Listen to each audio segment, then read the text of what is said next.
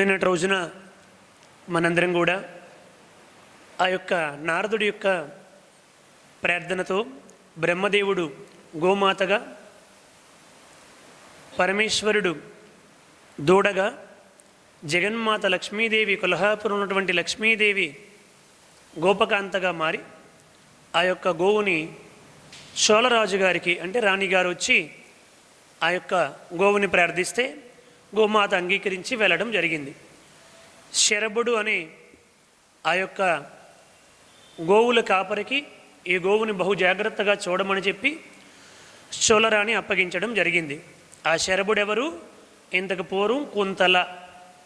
ఎవరైతే ఆ కుంతలగా మాధవ శర్మని మద్యపాన మాంసభక్షణులుగా తయారు చేసి తన వెనకాతల చాలా కాలం పాటు తిప్పుకొని అతడు భ్రష్టుడయ్యే విధముగా తయారు చేసిందో ఆ కుంతల ఇప్పుడు ఇక్కడ గోసేవ చేస్తే తప్ప ఆ పాపం పరిహారం కాదు కాబట్టి గోపాలుడిగా శరభుడిగా ఇక్కడ జన్మించింది.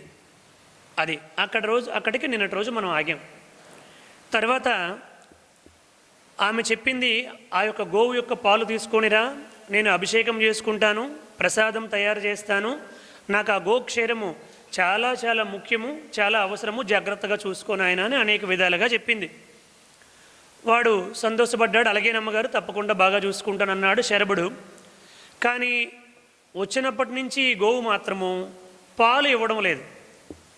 ప్రతిరోజు ఈమె అడుగుతున్నారు, నాయనా ఏమిటి గోవు పాలు ఇచ్చిందా అని చెప్పంటే, అమ్మగారు పాలు ఎందుకో ఇవ్వడం లేదు గోవు అని చెప్పంటే, ఒకరోజు బాగా అమ్మగారికి కోపం వచ్చి బాగా తిట్టారు. నేను ఇది దేవతా గోవు, ఈ యొక్క గోవుతో చాలా ఉపయోగం ఉంది పాలతో అని చెప్పి అన్నానని, బహుశా నువ్వే ఈ పాలు తాగేస్తున్నావు, లేకపోతే ఏదో చేస్తున్నావు, లేకపోతే గోవు ఎందుకు పాలు ఇవ్వదు, అంత పెద్ద పొదుగుండి పాలు ఎందుకు ఇవ్వదు, కాబట్టి నువ్వేదో చేస్తున్నావు అని చెప్పి అడిగింది. చాలా కోపం పడి అతన్ని అనేక విధాలుగా దూషించింది. నువ్వు రేపు గనుక పాలు తేకపోతే నీకు గట్టిగా శిక్షిస్తానని కూడా చెప్పింది. శరభుడికి అమ్మగారు తిట్టిన తిట్ల వల్ల విపరీతమైనటువంటి కోపం వచ్చేసింది. రేపు చెప్తాను ఈ తెల్లావు సంగతి, ఈ తెల్లావు కంటే ఆ నల్లావి చాలా మంచిది, చక్కగా పాలిస్తుంది, ఈ తెల్లావు ఊరికే పొదుగు చూసుకోవడమే తప్ప అమ్మగారితో నాకు తిట్లు గాయిస్తుందా ఈ తెల్లావు, దీని సంగతి రేపు చెప్తాను అనుకొని సిద్ధపడ్డాడు. తెల్లవారిసరికి అసలు ఇది ఏం జరుగుతుందో, ఎక్కడికి వెళ్తుందో, ఏ మారుమూల ప్రాంతంకి వెళ్తుందో ఏంటో కనిపెడదామని చెప్పి ఆ ప్రాంతం అంతా ఏదైనా అడ్డులు ఉంటాయని చెప్పి ముందుగానే ఒక గొడ్డలు ఒకటి పట్టుకున్నాడు, ఒక పెద్ద తాడు ఒకటి పట్టుకొని యథావిధిగా ఆ గోవులన్నీ కూడా తోలుకొని అడవికి బయలుదేరాడు. వీడు పడుకున్నట్టుగా నటించాడు. ఎవరు? శరభుడు, గోపబాలుడు పడుకున్నట్టుగా నటించి ఆ గోవు చూసింది, ఆహా అందరూ పడుకున్నారు, మనోడు బాగా నిద్రపోతున్నాడు గురిపెట్టి, ఇదే మంచి అవకాశం అని తిన్నగా వెళ్ళిపోయింది. ఎక్కడికి? ఆ యొక్క వాల్మీకి దగ్గరికి వెళ్ళిపోయింది, పుట్ట దగ్గరికి వెళ్ళిపోయింది. పుట్టలో ఎవరున్నారు? శ్రీమన్నారాయణుడు ఉన్నాడు. అక్కడ శ్రీహరి పుట్టలో లక్ష్మి లక్ష్మి లక్ష్మి అని ఆకలి ఆకలి ఆకలి అని తపస్సు చేస్తున్నారు కదా, అక్కడికి వెళ్ళింది. అక్కడికి వెళ్ళి యథావిధిగా ప్రతిరోజు ఏం చేస్తుందో అదే విధముగా ఆ పాలుని అక్కడ మొత్తం కుమ్మరించడం మొదలుపెట్టింది. పొదుగులో నుంచి నేరుగా ఆ పుట్ట రంధ్రము ద్వారా కింద ఉన్నటువంటి శ్రీహరి యొక్క నోట్లోనికి వెళ్తున్నాయి. ఆయన చక్కగా ప్రశాంతంగా నోరు తెరిచి మొత్తం తాగేస్తున్నాడు కడుపు నిండా. ఇది చూశాడండి శరభుడు. కొంచెం సౌండ్ పెంచరాదు. ఇది శరభుడు చూశాడు. విపరీతమైన కోపం వచ్చేసింది. ఏమిటి ఈ తెల్లావు రోజు చేస్తున్న పాడు పని ఇదా? పాలు దూడకివ్వకుండా, మాకివ్వకుండా, లేదా ఇంకెవరికైనా దూడకివ్వకుండా, ఏమీ చేయకుండా ఊరికే పుట్టపాలు చేస్తుంది, దీనికి తగిన శిక్ష వెయ్యాలనుకున్నాడు. సరిపోద్దులండి, దీనికి తగిన శిక్ష వెయ్యాలి అని కోపోద్రిక్తుడైపోయాడు. అయిపోయి విపరీతం. ఎందుకంటే వాడు అంతకు పూర్వం ఎవరు? కుంతల చాలా పందుల్ని గోవుల్ని అన్నీ చంపడం చాలా కర్కశమైనటువంటి హృదయం కలిగినటువంటి వాడు కదా, ఏదో పూర్వం జన్మలో ఆ వాసనలు కొంచెం ఉంటాయి కదా. అందుకోసమని వెంటనే ఏమండి పాలు వేసేసింది అనుకోండి, అంత మాత్రానికి గొడ్డలతో కొట్టేస్తారా? గొడ్డలతో కొట్టేయాలనుకున్నాడు గట్టిగా. ఆ గొడ్డలు ఆసి ఆ యొక్క గోవుని కొట్టబోయాడు. గొడ్డలతో కొడితే ఏమవుద్దండి? ఎంత పెద్ద దెబ్బ తగులుతుంది, ఏమైనా జరగచ్చు. ఆ ఎప్పుడైతే కొట్టబోయాడో లోపలుండే శ్రీనివాసుడు చూశాడు. అంతే, పరమాత్ముడు గోవుకి దెబ్బ తగలనిస్తాడా? రివ్వుని లోపల నుంచి పైకి వచ్చేసాడనమాట. ఆ పుట్టలో నుంచి ఒక్కసారి పైకి వచ్చేసి ఆ గోవుని దూరంగా గెంటేశాడు. బ్రహ్మదేవుడైనటువంటి గోవుని దూరంగా గెంటేసి ఆ గెంటగానే ఆ దెబ్బ వచ్చి స్వామివారికి తగులుకుందన్నమాట. అలా గొడ్డలు దిగబడిపోయిందండి లోపల ఈ నుదుటికి. ఇలా దిగబడిపోగానే ఒక్కసారి రక్తం జిమ్మని చిమ్ముకుంటూ పైకి వచ్చేసింది. వాడికి ఏం అర్థం కాక డన్ మన కింద పడిపోయాడు అంతే, భయంతో. వాడికి ఏం అర్థం కాలే. అప్పుడు స్వామివారు చూసి, ఒరే గోమాతని గోవత్సవాన్ని నాకు పాలేసినటువంటి కోపంతో ఏకంగా గొడ్డలతో కొట్టబోతావా? పిశాచోభవ, నువ్వు పిశాచం అయిపో అని చెప్పి శపించేశారు స్వామి. వాడు వెంటనే పిశాచం అయిపోయాడు అన్నమాట. పిశాచం అయిపోయి, స్వామి అసలు ఎవరు స్వామి నువ్వు, ఏమిటి స్వామిది, నేను ఇలా పిశాచం అయిపోయినేమిటి అని అనడం మొదలుపెట్టాడు. గోవుని ఎప్పుడు కూడా అంటే పరమాత్ముడు గోవుని ఎల్లప్పుడు కూడా కాపాడుతాడు. అందుకే ద్వాపరయుగంలో గోపాలుడిగా వచ్చాడు. ఆ పరమాత్ముడికి గోసేవ అంటే, గోరక్షణ అంటే, గోమాత అంటే అంత ఇష్టం. అందుకనే మనం కూడా గోసేవ చేయాలి, గోరక్షణ చేయాలి, గో పోషణకి సాధ్యమైనంత సహాయం చేయాలి. మనం చేయగలిగేది అదే కదా. టౌన్లో మనం ఏది చేయగలిగితే అది చెయ్యాలి. అది స్వామివారికి అంత ఇష్టం మాట. అందుకని స్వామి ఇష్టం కాబట్టి అంత కష్టమైన దెబ్బను కూడా తగిలించుకున్నారు తప్ప గోవుకి దెబ్బ తగలకుండా రక్షించారు. ఆ గోవును అటు గెంటేసి వీడికి పిశాచోభవ అనగానే వాడు పిశాచం అయిపోయాడు.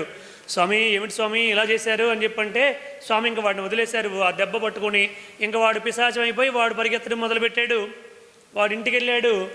వాళ్ళ భార్య చూసి, ఎవరు నువ్వు, ఏంటి పిశాచం పిశాచం పిశాచం అని చెప్పి ఆవిడ కూడా ఇన్ని లోపలికి రానివ్వలే. నేనే మీ ఆవిడని చెప్పి అంటాడు. వద్దు బాబు, నువ్వు మా ఆయనవేంటి, నువ్వు మా ఆయనవే కాదు, నువ్వెవరో ఎక్కడి నుంచి వచ్చావో, ఒరే రారా కొడుక, ఎవరో పిశాచం వచ్చింది, కర్ర పట్టుకుంటారా కత్తి పట్టుకుంటారా అని పిలిచింది. అమ్మ నాయన ఇది చంపేసినట్టుగా ఉంది అని ఆయన భయపడిపోతున్నాడు. ఇంతలోపు నారదుడు వచ్చి, అమ్మా ఆయన నీ తాలూకా భర్తే, శాపగ్రస్తుడు ఇలా అయ్యాడు కాబట్టి నువ్వు ఆయన ఏం అనొద్దంటే, భర్త అయినా ఎవరైనా శుభ్రంగా అందంగా ఉంటే ఇంటికాడ ఉంచుకుంటాను కానీ పిశాచం అయిపోతే నాకెందుకు, ఈ భర్త నాకు వద్దే వద్దు అని చెప్పి అన్నాను. ఇది నాకు వద్దే వద్దు అని చెప్పి అన్నది. సరే నారదయ్య ఏమిటి నా జీవితం ఇలా అయిపోయింది, లాస్ట్కి స్వామి ఏడు నన్ను పిశాచం చేసేసాడు, నా భార్య ఏమో నన్ను పొమ్మంటుంది, నా కొడుకు నన్ను పొమ్మంటున్నాడు, నా పరిస్థితి ఏమిటని చెప్పంటే, ఒరే నాయన శ్రీనివాసుడి వివాహం జరుగుతుంది. ఆ వివాహం అయినప్పుడు ఆ వివాహాన్ని నువ్వు చూస్తావు. ఆ వివాహం అయిన తర్వాతే నీకు శాప విముక్తి కలుగుతుంది అని చెప్పారు. శ్రీమన్నారాయణమూర్తి కూడా అలాగే చెప్పారు. నారద మహర్షి అదే చెప్పారు. ఆ పెళ్ళి ఎప్పుడు అవుతుందో, ఆ పెళ్ళి ఎప్పుడు నేను చూస్తానో, ఈ పిశాచ విముక్తి నాకు ఎప్పుడు కలుగుతుందో ఏమిటో, నా కర్మ ఇలా అయిపోయిందని వాడు చాలా బాధపడ్డాడు. అక్కడి నుంచి మరి పాపం వాళ్ళ ఇంటికి రాలే. ఎప్పుడైతే భార్య కొడుకు అలా అవమానించి భయపడిపోయి బాధపడిపోతున్నారో, ఇంకెందుకులే నా తిప్పలేవు నేను పడతానని వాడు పోయాడు. ఇక్కడికి వచ్చేసరికి శ్రీనివాసుడు ఆ దెబ్బ చేతితో పట్టుకొని ఆ రక్తం అంతా కూడా కారిపోతూ ఉంటే రక్తసిక్తం అయిపోయి ఇంకా ఈ వాల్మీకంలో ఉండకూడదని చెప్పి అక్కడి నుంచి బయలుదేరి కొండ, ఎదురుగా కొండ కనబడుతుంది కదా, ఆ కొండ ఎక్కడం మొదలుపెట్టాడు. ఆ కొండ ఎక్కుతూ ఉన్నాడు. ఎక్కుతూ ఉంటే ఆ పైనుంచి కొండపైన ఎవరున్నారు, ముందే వరాహస్వామి ఉన్నారు. అంటే ఒక్క శ్రీమన్నారాయణమూర్తి ఏకకాలములో వరాహస్వామిగా ఉన్నారు.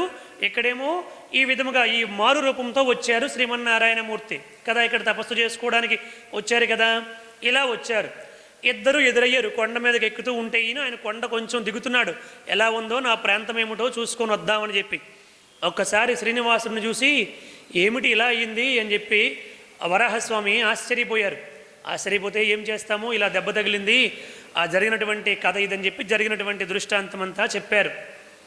శ్రీమన్నారాయణమూర్తి చెప్పేసరికి వెంటనే బృహస్పతిని ఆజ్ఞాపన చేశారు. బృహస్పతి వచ్చి ఆ గాయానికి మందు పూసి కట్టుకట్టారు. అలా కట్టుకట్టిన తర్వాత అప్పుడు చెప్పారన్నమాట, స్వామి సరే ఇక నేను ఇక్కడికి వచ్చాను, కొల్హాపురంలో లక్ష్మీమాత అలిగి వెళ్ళిపోయింది, అందుకని నేను భూలోకానికి వచ్చాను. కాబట్టి వరాహస్వామి ఇక్కడ ఉండడానికి నాకు కొంత స్థలం ఇవ్వు, ఆ స్థలం ఇస్తే నేను ఇక్కడే ఉంటాను, ఈ కలియుగాంతం వరకు నేను ఇక్కడే ఉండాలనుకుంటున్నాను అని చెప్పి అన్నారండి. అంటే ఆయన అన్నారు, లేదు లేదు, ఈయన కనుక కొండ మీద ఉంచాను అనుకోండి, నాకు ఇంకెవరు కూడా దండం పెట్టరు. ఎందుకంటే ఈయన గొప్ప సౌందర్యమైనటువంటి స్వరూపం, గొప్ప అద్భుతమైనటువంటి మూర్తి, మహా అందగాడు. ఈ అందగాడిని చూసినటువంటి ప్రజలు, నేనేమో వరాహ అవతారం, ఈ వరాహ రూపాన్ని ఇంకెవరూ చూడరు, కాబట్టి దీనికి ఏదో ఒకటి ఆలోచించాలని చెప్పి శ్రీనివాస నేనైతే స్థలం ఇవ్వనన్నాడు. అదేమిటయ్యా, నువ్వు ఎంత స్థలం ఇస్తే అంత స్థలంలోనే చిన్న ఆశ్రమాన్ని కట్టుకుంటాను, ఇక్కడ ఉండిపోతాను, స్థలము నీది. ఎందుకంటే వరాహావతారంతో భూమి పాతాళానికి వెళ్ళిపోతే హిరణ్యాక్షుణ్ణి సంహరించి నువ్వు తీసుకొచ్చావు కాబట్టి ధర్మంగా ఇప్పుడు ఈ భూమి అంతా నీది కాబట్టి, భూమాత నీది కాబట్టి నీకు అడుగుతున్నాను, ఇవ్వవయ్యా అని అనేక విధాలుగా ప్రాధేయపడ్డాడు శ్రీమన్నారాయణమూర్తి. ప్రాధేయపడితే ఆయన ఆలోచించి, సరే అయితే ఊరికే ఇవ్వను, డబ్బు ఇస్తే ఇస్తానన్నాడంట. ఏమిటయ్యా ఈ మడత పేచి, లక్ష్మీదేవి అలిగి వెళ్ళిపోతే మన డబ్బు ఇమ్మంటావేమిటి? డబ్బు ఎక్కడుంది? డబ్బు లేకే కదా. లక్ష్మీదేవి లేకపోతే ఇంక డబ్బు ఎలాగ ఉంటుందయ్యా, నేను డబ్బు ఇవ్వలేను అని చెప్పంటే, లేదు లేదు నువ్వు ఎక్కడ ఉన్నావంటే నన్ను ఎవరు కూడా పట్టించుకోరు, నాకెవరు నమస్కారం చేయరు, నన్ను ఎవరు పూజించరు, నిన్ను చూసినటువంటి వాళ్ళు ఎవరు కూడా ఇంకా నా దగ్గరికి రారు, నా రూపాన్ని చూడరు అని అతను చెప్పాల్సింది చెప్పారు. అప్పుడు అదంతా ఒక నాటకం అంతే, వాళ్ళిద్దరికీ ఎవరెవరో తెలియదా, ఈయనెవరో ఆయనకు తెలియదా, ఆయన ఎవరో ఈయనకు తెలియదా, ఏకకాలంలో ఒకే శ్రీమన్నారాయణమూర్తి 2 రూపాల్లో అక్కడ ఉన్నారంతే. అటువంటి స్వామి కొద్దిసేపు వాళ్ళిద్దరి మధ్య సంభాషణ జరిగిన తర్వాత అప్పుడు స్వామి అన్నారు, చూడు నువ్వు నాకు గనుక స్థలం ఇస్తే ఇక నుంచి నీకు దానపత్రం రాసిస్తాను. ఏమిటంటే మొట్టమొదట నేను ఈ కొండపై భవిష్యత్తులో కొద్ది రోజుల్లో ఇక్కడ నేను శ్రీనివాసుడిగా ఇక్కడే ఉంటాను శాశ్వతముగా, వెంకటేశ్వర స్వామిగా. నీ యొక్క ఆ గుడి అక్కడ అలాగా ఉంది, పుష్కర తీర్థం పక్కన ఉంది. కాబట్టి ఇక నుంచి కొండకు వచ్చినటువంటి భక్తులందరూ కూడా మొట్టమొదటి ప్రథమ దర్శనం, ప్రథమ పూజ, ప్రథమ నైవేద్యము నీకే చేసుకుంటారని నేను నీకు వరమిస్తున్నాను అన్నారు. ఒకసారి స్వామివారి గట్టిగా కర్తవ్యాలను చేయండి. ఇది స్వామివారు ఇచ్చినటువంటి వరం వరాహస్వామి వారికి. ఏమని? ప్రథమ దర్శనము, ప్రథమ పూజ, ప్రథమ నైవేద్యము. లడ్డు కూడా ముందు నీకే పెడతారు, నీకు పెట్టేకే నాకు పెడతారు. ఇది నీకు నేను ఇస్తున్నటువంటి వరం కాబట్టి ఆ విధముగానైనా అనుమతించని చెప్పంటే సరే అని చెప్పి అనుమతిస్తాను. కాకపోతే ఈ అనుమతించే ముందు ఎక్కడొక మహాభక్తురాలు ఉంది, ఆ మహాభక్తురాలు అనుమతి కూడా మనం తీసుకోవాలి. ఆవిడ అనుమతిస్తేనే నీకు ఇది ఇవ్వడం జరుగుతుంది అని చెప్పి అన్నారు. ఎవరా మహాభక్తురాలు అని చెప్పంటే తీసుకొని వెళ్ళారు. ఎవరిని? శ్రీనివాసుని అంటే వెంకటరమణ స్వామి వారిని, శ్రీమన్నారాయణమూర్తిని, వరాహస్వామి దగ్గరుండి ఆ దగ్గరలో కొండపైన ఉన్నటువంటి ఒక ఆశ్రమానికి తీసుకుని వెళ్ళారు. అక్కడికి వెళ్ళేసరికి కొంతమంది 32 మంది శిష్యులతో ఒకులమాత ఆనందముగా కృష్ణ కృష్ణ కృష్ణ అని చెప్పి ఆదమరచి గానం చేస్తుంది. వాళ్ళందరితో కలిసి భజన చేస్తుంది. మీరు కూడా ఒకసారి చక్కగా చేయండి. ఆవిడ ఎలా చేస్తుంది? ఆనంద సాగర మురళీధర,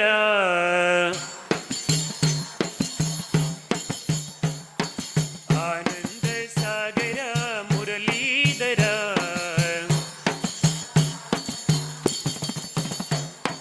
మీరా ప్రభు రాధే శ్యామ వేణుగోపాల,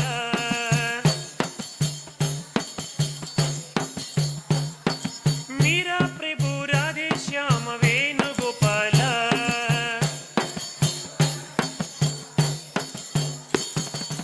ఆనంద సాగర మురళీధర,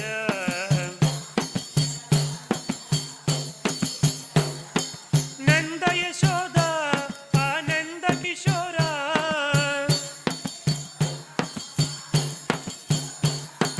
నంద యశోద ఆనంద కిశోర,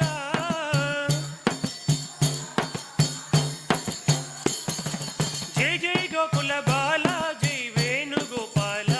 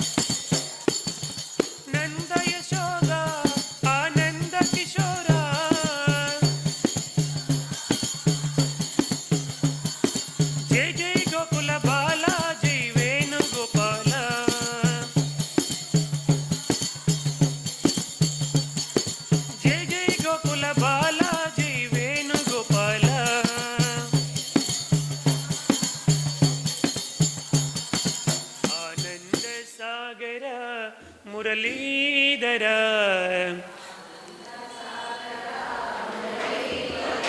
జై బోలో శ్రీకృష్ణ పరమాత్మకు. అలా వకులమాత ఆనందముగా తన్మయత్వముతో కృష్ణ కృష్ణ కృష్ణ అని చెప్పి చక్కగా భజన చేస్తూ ఉంది, నామస్మరణ చేస్తుంది. అక్కడికి వెళ్ళి శ్రీనివాసుడు వాళ్ళందరూ అటువైపు తిరిగి ఉన్నారు కదా, ఆ వెనకాతల ద్వారం దగ్గర నుంచొని ఆ దృష్టాంతం అంతా చూసి తన్మయత్వంతో అమ్మా అమ్మా అమ్మా అని పిలిచాడు. పిలవగానే ఆవిడికి హృదయం నుంచి ప్రేమ ఒక్కసారి పెళ్ళిబుకుపోయి నాయనా అనుకుని వెంటనే ఏదో చాలా కాలం క్రితం కొడుకు ఎక్కడికో దూరంగా వెళ్ళి చాలా నెలల తర్వాత వచ్చినట్టుగా చూసినప్పుడు తల్లికి ఎంత ఆనందం కలుగుతుందో నాయనా పిలిచేవా అనుకుని వెంటనే వచ్చిందన్నమాట. ఆ తల్లి వచ్చి ప్రేమారా కౌగులించుకుని నాయనా అమ్మా అని పిలిచేవా, ఎవరినైనా నువ్వు, మీ దేవుడినైనా, ఎక్కడి నుంచి వచ్చావు నాయనా అని ప్రేమారా మాట్లాడడం మొదలుపెట్టింది. ఏ ఊరినైనా అని చెప్పి, ఈ దెబ్బ ఏమిటినైనా అని చెప్పి అన్నది. అమ్మ చిన్న దెబ్బ తగిలింది అని చెప్పంటే, ఏ ఊరినైనా అని చెప్పంటే, ఊరా అన్ని ఊర్లు నావే అని చెప్పి అన్నాడు ఆయన. నాయనా నీ పేరేమిటి అని అన్నది. పేరా, నాకు ఒక పేరంటూ లేదమ్మా, అన్ని పేర్లు నావే. ఎవరెవరు ఏయో పేరుతో పిలిస్తే ఆయా అన్ని పేర్లతో కూడా సమాధానం చెప్పేది నేనే, కాబట్టి ఒక పేరంటూ నాకేమీ లేదు, అన్ని పేర్లు నావే అని చెప్పి అన్నాడు. ఆవిడ అనుకుంది దెబ్బ తగిలింది కదా, కొంచెం ఏదో మతి భ్రమించినట్టుగా ఉంది అనుకుంది ఆవిడ. తెలియదు కదా పాపం, ఏమిటో ఊరడితే తెలియదు అంటాడు, పేరడితే తెలియదు అంటాడు. సరేనైనా నీకేదో కొంచెం అనారోగ్యంగా ఉంది కదా, బాగులేదు కదా, అందుకే ఇలా మాట్లాడుతున్నావేమో అని అనుకుని, సరేనైనా ఎందుకో నిన్ను చూస్తూ ఉంటే శ్రీనివాస అని పిలాలనిపిస్తుంది, కాబట్టి నీకు శ్రీనివాస అని పిలుస్తానంటే సరే అలాగే పిలమ్మా అన్నాడు ఆయన. ఆనాటి నుంచి శ్రీనివాస పేరు సార్థకం అయిపోయింది. ఇది వకులమాత పెట్టినటువంటి పేరు. మనం ముందుకుంటా అనేస్తున్నాం కానీ వాస్తవానికి వకులమాత పెట్టింది ఆ పేరు, శ్రీనివాస అన్నటువంటి పేరు. అందుకే స్వామి ఆనాటి నుంచి అదే పేరు చిరస్థాయిగా ఉండిపోయిందన్నమాట. అలా పిలిచిన తర్వాత ఏమిటి నాయన ఈ దెబ్బ అని చెప్పి ఒకసారి చేయేసరికి ఆ వెంటనే ఆ దెబ్బ మాయమైపోయిందండి, అంతే. తల్లి ప్రేమ ఒక్కసారి ఆ చెయ్యికి తగలగానే, ఆ చేతిలా స్పృశించగానే ఆ దెబ్బ మటుమాయమైపోయింది, గాయం కూడా కనిపించలే, ఇంకంతే. అలా అయిపోయింది.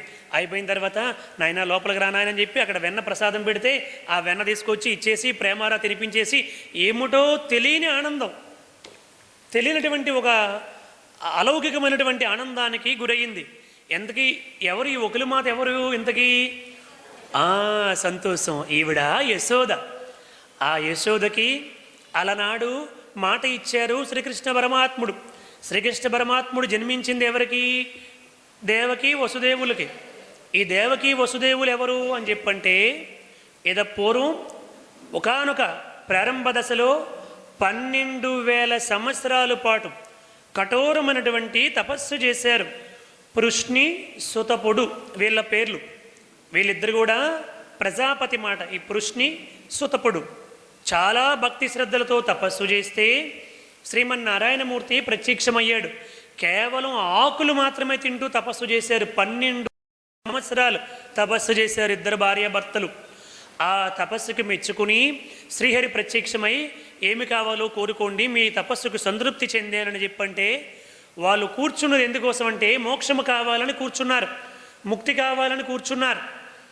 తీరా అక్కడికి వచ్చిన తర్వాత ఏమైందంటే ఆ స్వామిని చూడగానే, స్వామి పుత్ర పుత్ర పుత్ర నువ్వు మాకు పుత్రుడిగా పుట్టాలి, ఇదే మా కోరిక అని చెప్పి అన్నారు. అది స్వామివారి యొక్క మాయ. 12,000 సంవత్సరాలు చేసినటువంటి వాళ్ళకే ముక్తి మోక్షము పరమాత్ముడు ఇలా అంటే అలా తప్పించగలుగుతున్నాడు. మరి మన సత్యనారాయణ గారు లాంటి వారు నాకు ముక్తి వచ్చేసిందండి, మోక్షం వచ్చేసిందండి, ఆత్మజ్ఞానం అర్థమైపోయిందంటే దాన్ని ఎలా అర్థం చేసుకోవాలో, ఆ భగవంతుడు ఎలా తిప్పగలుగుతాడో అది మామూలు విషయాలకు అర్థమయ్యే పనే కాదది. 12,000 సంవత్సరాలు తపస్సు చేస్తే అవలేలగా తిప్పారు ఆయన. ఇలా చూసేసరికి పుత్ర పుత్ర పుత్ర అని చెప్పి అన్నారు వాళ్ళు. అనగానే ఏమి కావాలో కోరుకోండి అంటే, మీ వంటి పుత్రుడు, నాకు పుత్రుడు కావాలి, నీ వంటి కుమారుడు కావాలి అని ఇంకా ఆనందంతో పుత్ర పుత్ర పుత్ర అంటే, నా వంటి పుత్రుడు ఈ లోకంలో ఎక్కడా ఉండడమ్మా, నేనే ఇంత భక్తి శ్రద్ధలతో మీరు తపస్సు చేశారు కాబట్టి నేనే మీకు పుత్రుని అవుతానన్నాడు శ్రీమన్నారాయణుడు. ఆయన దయ అంత గొప్పది చూడండి. నేనే మీకు పుత్రుని అవుతానన్నాడు. అందుకని మొట్టమొదట పృష్ణి గర్భుడయ్యాడు. ఆ యొక్క జన్మలో మీరు పృష్ణి సుతపుడు, అందుకని మీకు నేను పృష్ణి గర్భుడిని అయ్యాను. తరువాత వచ్చేసరికి మీరు అతిథి కశ్యపులయ్యారు. అప్పుడు నేను వామనమూర్తిగా వచ్చాను.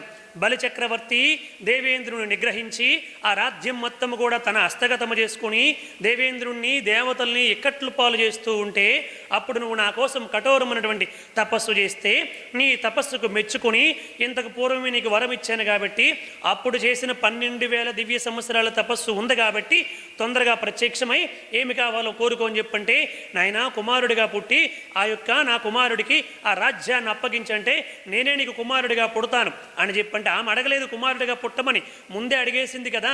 ఇప్పుడు నా కుమారుడికి రాజ్యము కావాలంటే నేనే నీ గర్భములో పుడతానమ్మా, నీ కుమారుడికి రాజ్యాన్ని ఇస్తానని శ్రీమన్నారాయణమూర్తి వారికి వరాన్ని ప్రసాదించి ఆనాడు వామనుడిగా పుట్టాడు. చిన్న వటువుగా పుట్టాడు.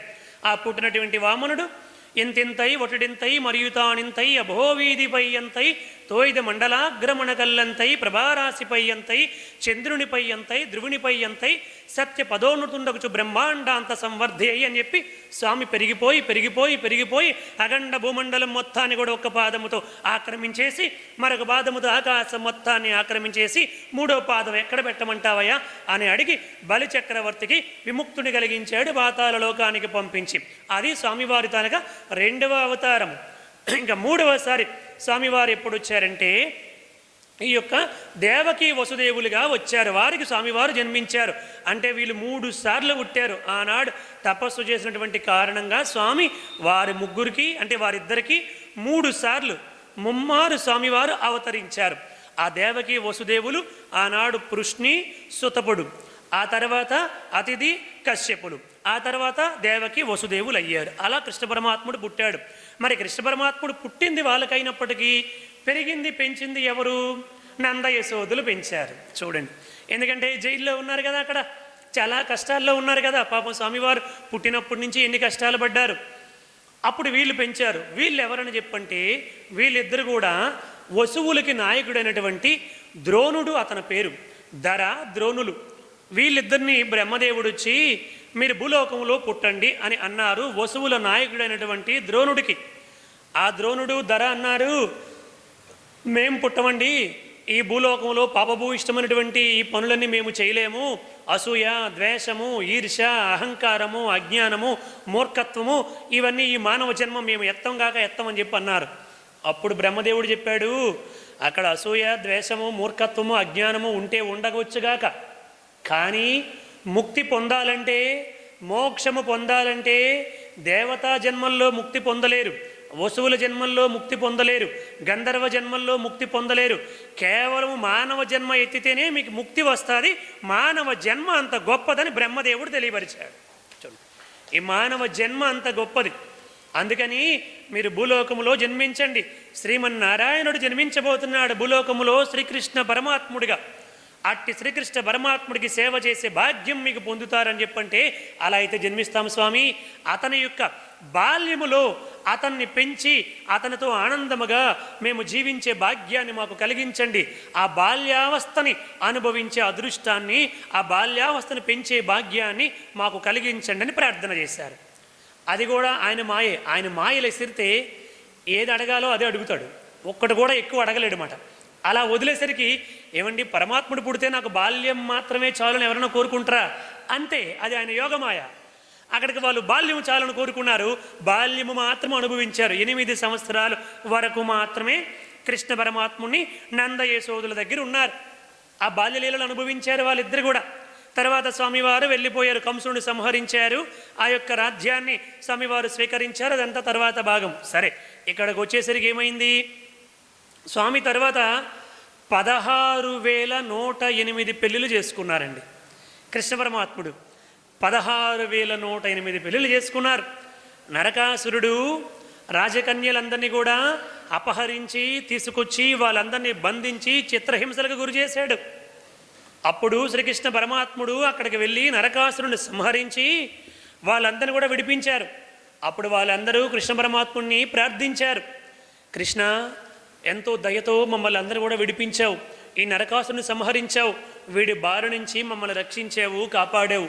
కాకపోతే ఇప్పుడు మేము బయటకు వెళ్ళిన తర్వాత మమ్మల్ని ఎవరు పెళ్లి చేసుకుంటారు, మమ్మల్ని ఎవరు ఆదరిస్తారు, ఈ లోకం మమ్మల్ని ఏ విధముగా చూస్తుంది, నరకాసురుడు లాంటి రాక్షసుడి దగ్గర వీళ్ళందరూ ఉండొచ్చారంటే వాడు ఎంత పాపాత్ముడు అని చెప్పి అనేక విధాలుగా మాపై నిందలు వేస్తారు కదా కృష్ణ.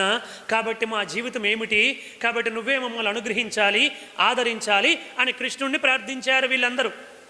ప్రార్థిస్తే అప్పుడు కృష్ణుడు యోచన చేశాడు. ఏమిటని? నిజమే కదా, ఏ స్త్రీమూర్తి కూడా ఏడవకూడదు, ఆ నింద అవసరమైతే నేను భరిస్తాను అని కృష్ణ పరమాత్ముడు ఈ 16,000 మంది కన్యల్ని కూడా వివాహము చేసుకున్నాడు. అలా వివాహము జరిగింది. అక్కడ ముహూర్తం పెట్టేటప్పుడు కూడా అద్భుతమైనటువంటి ఘట్టం మాట. ముహూర్తం పెడితే పంతులు గారు వచ్చి కృష్ణ పరమాత్ముడికి చెబుతారు, కృష్ణ ముహూర్తం పెడుతూ ఉంటే ఒక్కొక్కరి మెడలో నువ్వు తాళి కట్టి ఆ మంత్రాలన్నీ చదివి పక్క వాళ్ళ దగ్గరికి వెళ్ళి ఆ తర్వాత పక్క వాళ్ళ దగ్గరికి వెళ్ళి ఇలా చూస్తూ ఉంటే ముహూర్తం దాటిపోతుంది. ఒక ముహూర్తం అంటే 2 గడియలండి, 2 గడియలు అంటే 48 నిమిషాలు దాటిపోతుంది. మరి దాటిపోతుంటే ఎలా కృష్ణ అని చెప్పంటే, ఏం పర్వాలేదు నువ్వు ఒకటే ముహూర్తం పెట్టు అని చెప్పి అన్నాడు. 16,000 మండపాలు వేయించారు. 16,000 మంది కన్యలు వచ్చి అక్కడ కూర్చున్నారు. వారి వారి స్థానంలో పెళ్లి కుమార్తెలు వచ్చి అక్కడ కూర్చున్నారు.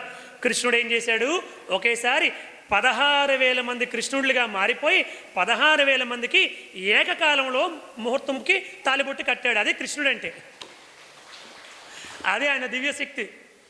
అందరూ ఎవరికి వాళ్ళు ఏమనుకున్నారు, నాకే కడుతున్నాడు అనుకున్నారు. మళ్ళీ ఇది ఎవరికి అర్థం కాలే, అంతే. అదే ఆయన యొక్క దివ్యశక్తి.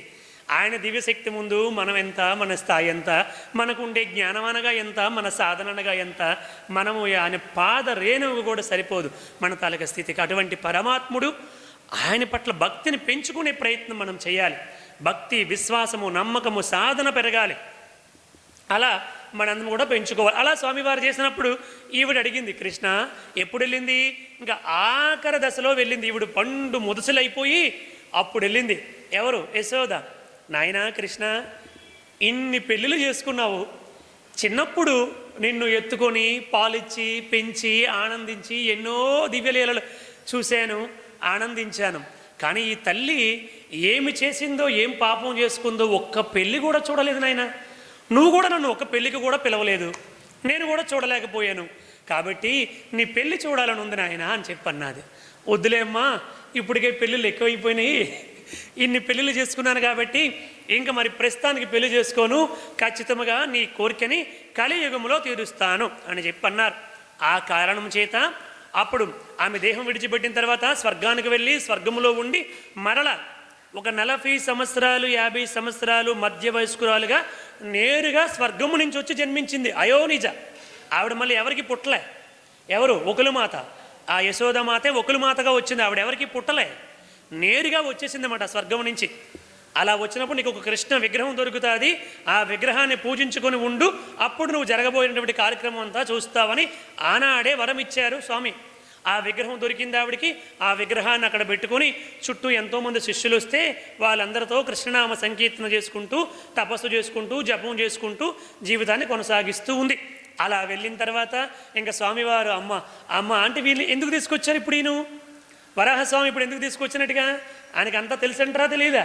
వరాహస్వామికి ఎక్కడికి తీసుకెళ్లాలో తెలుసు, అందుకని ఆయన ఇక్కడికి ఒకులమాత గడక తీసుకొచ్చారు. తీసుకొచ్చిన తర్వాత నాయన మరి ఎక్కడ ఉంటావు నాయన అంటే, అమ్మ నువ్వు ఉండమంటే ఇక్కడ ఉంటానమ్మా అని చెప్పి. Thanks for watching. Please comment, like, share and subscribe our channel.